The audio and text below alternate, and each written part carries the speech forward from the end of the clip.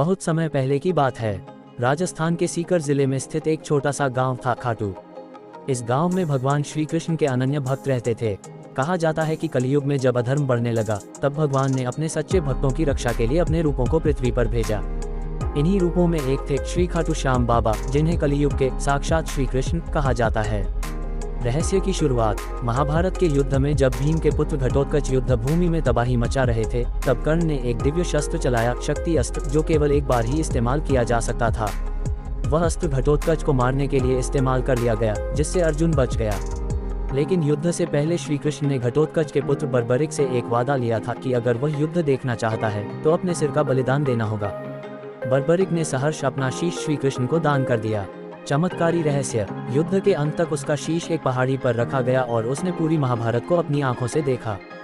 जब युद्ध समाप्त हुआ तो पांडवों में यह विवाद हुआ कि युद्ध में सबसे बड़ा योद्धा कौन था। श्री कृष्ण ने बर्बरिक के शीश से यह प्रश्न पूछा। बर्बरिक ने कहा, यदि मेरे पास शक्ति होती तो केवल 3 बाणों से पूरी सेना को समाप्त कर सकता था, लेकिन इस युद्ध को मैंने श्री कृष्ण की लीला के रूप में देखा। वास्तविक विजेता श्री कृष्ण ही हैं। इस उत्तर से सभी चकित रह गए। खाटू में प्रकट होना। महाभारत के हजारों सालों बाद एक दिन खाटू गांव में एक किसान ने एक रहस्यमय नीला पत्थर खेत में पाया। जब उस पत्थर को खोदा गया तो वहां से एक मनुष्य का सिर निकला, जिससे अद्भुत प्रकाश निकल रहा था। गांव वालों ने तुरंत ये खबर राजा को दी। राजपुरोहित ने ध्यान करके बताया कि यह कोई साधारण सिर नहीं, बल्कि महाभारत युग के वीर बर्बरिक का शीश है, जिसे स्वयं श्री कृष्ण ने वरदान दिया था, जब कलयुग आएगा तब तुम मेरी ही तरह पूजे जाओगे। राजा ने उसी स्थान पर एक भव्य मंदिर बनवाया, जहां आज खाटू श्याम बाबा का मंदिर है। आज भी होता है चमत्कार। आज भी कहते हैं कि जो भक्त सच्चे दिल से बाबा को याद करता है, उसकी हर मनोकामना पूरी होती है।